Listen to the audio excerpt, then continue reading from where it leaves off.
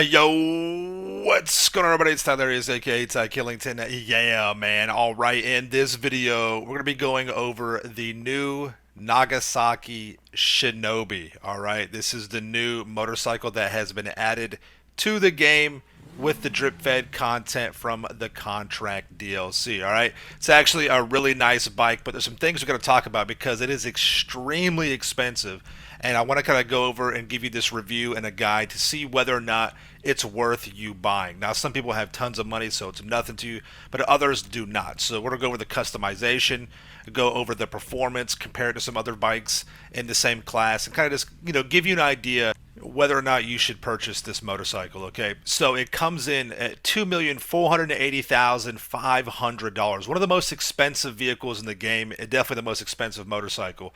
Definitely has the Kawasaki Ninja vibe to it. Listen, it's a beautiful bike. It really is. It's amazing.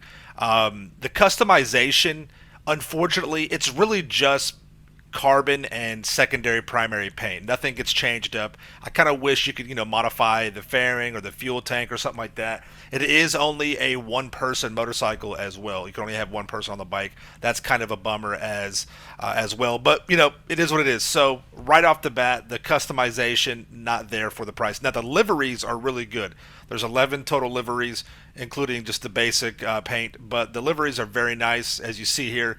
You have a Princess Robot Bubblegum, which I'm sure a lot of you will like. It's got the hunting camo, which is really good, and it also has the kind of like the splatter paint art as well, which looks amazing. Those are some of the my favorite liveries on the bike, and it's got some of the best liveries for a motorcycle that I've seen in the game. So very good for that right there.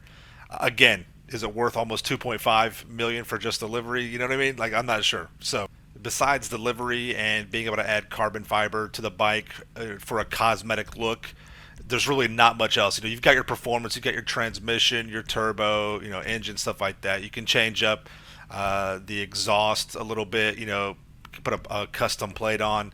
That's really going to be the extent of the customization for the bike. So a little disappointing in that regard, in that aspect.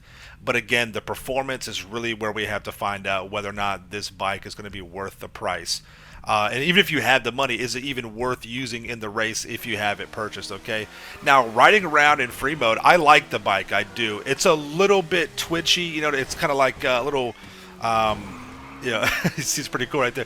But it's a little, I don't know. Like I said, it's a little twitchy on the handling. It's very responsive, but it is a little bit twitchy.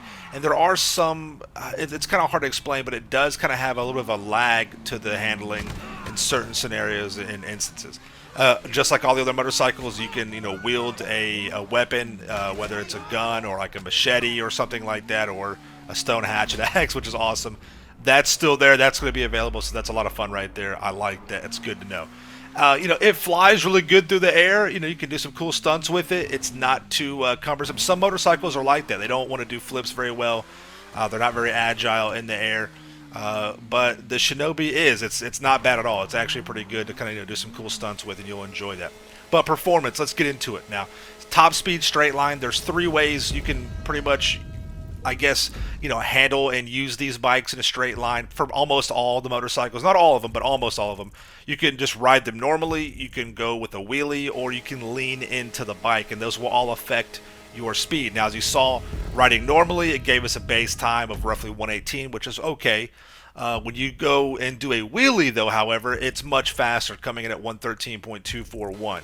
And then when you lean in with the bike, it is faster than this standard method of riding it, but not as fast as when you pop a wheelie. So if you're trying to go to straight line, popping a wheelie is going to be your preferred method, but it is more difficult to handle and control.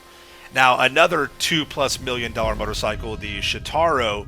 The thing with the Shitaro is it's fast in a straight line, but it doesn't have the availability to do a wheelie like the other bikes, and it comes in at 116.614. So it's okay with that, but compare it to bikes like the Hakuchu Drag, which are going to be a little bit faster in a straight line. However, they're not going to have the agility of the Shitaro.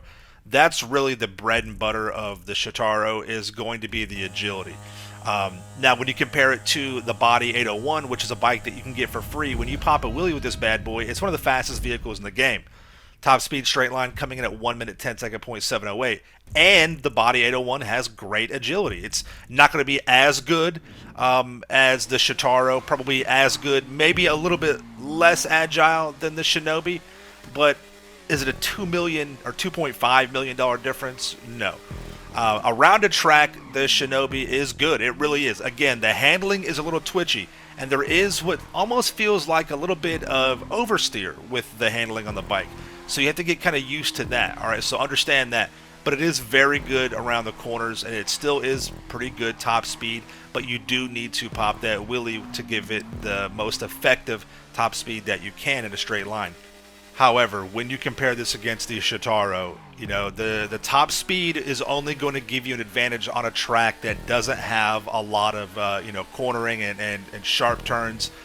The Shotaro, the agility is just second to none. It's very difficult to compare or to match up against the Shotaro with any other bike. Honestly, in my opinion, the best bike to counter the Shotaro is probably the Body 801 because it is so fast in a straight line with the wheelie pop, and it is so stable and agile. That's kind of how it is with Rockstar. That's just kind of how, I don't know, they make this game.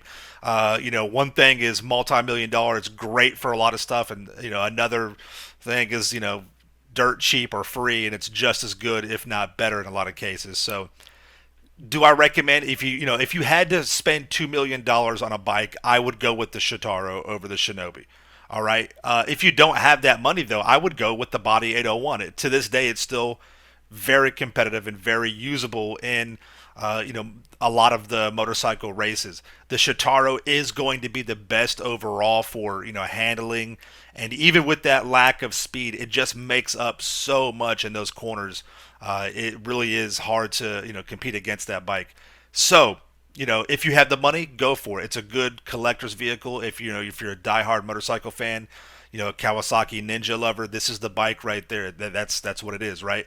But you don't have to have this. It is competitive, but it's not the best, and you could go with the alternative for free, which would be the Body 801.